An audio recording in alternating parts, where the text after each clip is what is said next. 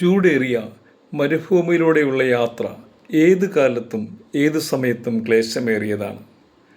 ആർക്കും ഇഷ്ടമില്ലാത്ത യാത്രയുമാണ്. പക്ഷേ മരുഭൂമിയിലൂടെ പോയാലേ കനാനിലെത്തുകയുള്ളൂ. ദൈവം ക്രമീകരിച്ച വഴിയാണത്. കനാനിലെത്തണമെങ്കിൽ ഇത് ഒഴിവാക്കാൻ നിവൃത്തിയില്ല. ഈ യാത്രയുടെ കാഠിന്യവും കഷ്ടപ്പാടുകളുമെല്ലാം ഉടയവൻ അറിയാം. അതുകൊണ്ട് അവൻ തന്നെ നിനക്ക് മുമ്പായി നടക്കുകയാണ്. അവൻ മുമ്പായി നടക്കുമ്പോൾ നീ ചൂടറിയുകയില്ല. കാരണം ദൈവസാന്നിധ്യം കുട പോലെ നിനക്ക് തണൽ നൽകും. കൊടും തണുപ്പറിയാതെ കമ്പിളി പോലെ നിന്നെ പൊതിഞ്ഞുകൊള്ളും. കൂരിരുട്ടിൽ വെളിച്ചമായി തൻ്റെ സാന്നിധ്യം നിനക്ക് പ്രകാശം തരും. ആർക്കും ഒന്നും തരാത്ത മരുഭൂമിയിൽ മന്ന അനുദിനം പുതുക്കിത്തന്ന് നിന്റെ വിശപ്പടക്കും. പാറയെ പിളർന്ന് നിനക്കായി വെള്ളം ഒഴുക്കിത്തരും.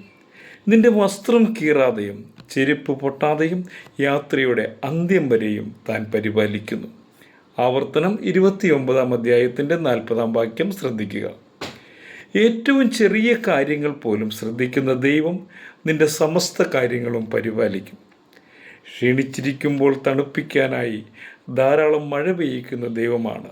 സങ്കീർത്തനങ്ങൾ 68 7, 8, 9 വാക്യങ്ങളിൽ. എളിയവർക്ക് വേണ്ടി ദുർലഭമായത് കരുതി വെച്ച ദൈവമത്രേ. 2000 വർഷം മുമ്പ് ലോകത്തിൽ ജീവിച്ചപ്പോൾ പാപമൊഴികെ സർവത്തിലും പരീക്ഷിക്കപ്പെട്ടവനായ താൻ നിന്റെ മോഹഭംഗങ്ങളും ദുഃഖങ്ങളും ആശാഭംഗങ്ങളും നിരാശകളും ദാരിദ്ര്യവും അരിഷ്ടതയും എല്ലാം അനുഭവിച്ചറിഞ്ഞവനാണ്.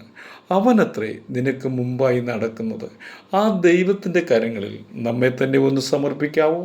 നാം ഇന്നനുഭവിക്കുന്ന എത്ര വലിയ ഭാരങ്ങളാണെങ്കിലും എത്ര വലിയ വേദനകളാണെങ്കിലും ഏത് വലിയ മാറാത്ത രോഗമാണെങ്കിലും നിന്നെ സൗഖ്യമാക്കുന്ന, നിന്നെ സമാധാനിപ്പിക്കുന്ന, നിന്നെ ആശ്വസിപ്പിക്കുന്ന ഒരു ദൈവം നമുക്കായുണ്ട്. ആ ദൈവത്തിൽ നമുക്ക് ആശ്രയിക്കാം. അവനത്രേ നമ്മുടെ മുൻപായി നടക്കുന്ന ദൈവം.